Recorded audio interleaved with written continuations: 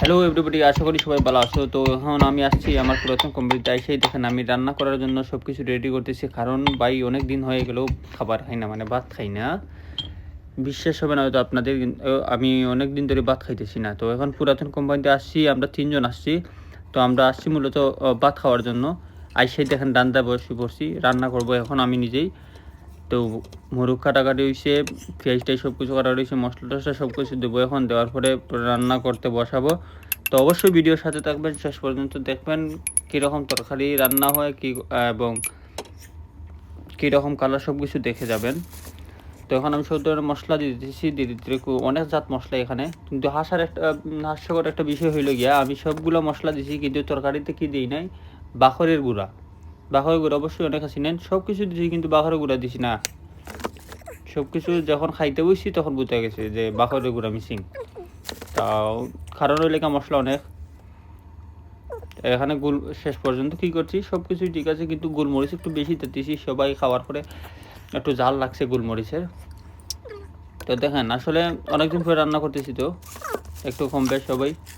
কিন্তু আরও একটা হাস্যকর বিষয় হয়েছে গিয়া কি, সেটা আমি আপনাদেরকে বলবো একটু পরে। দেখেন তো এখানে অনেকগুলা জিনিস আছে, সবগুলো পরিচিত না, যার কারণে এখান থেকে বাছাই করে দিতেছি।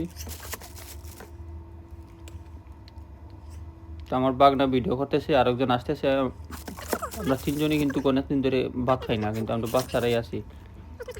আমরা মাঝে মধ্যে আসি আমাদের পুরাতন কোম্পানিতে আইসা সেইগুলো তৈরি করি, বা তারা যদি থাকে রূপে তারা রেডি করে রাখে, তারা রুমে না থাকলে আমরা এসে নিজেই রেডি করে খাইতে হয়।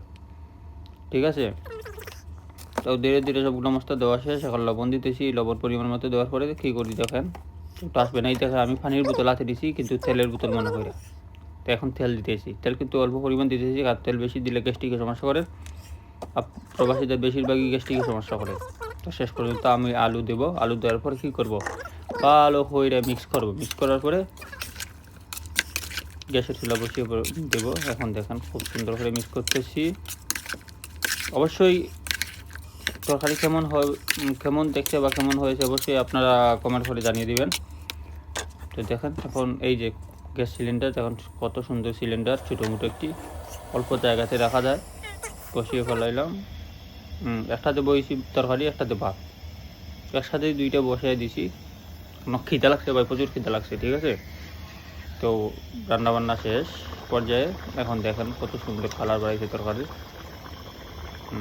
এখন বসে যাবো খাওয়াতে। দেখেন আমরা 3জনই কিন্তু যে জায়গায় থাকে এই জায়গায় ভাত নাই। ঠিক আছে, তুর্কি খাবার খাইতে হয়।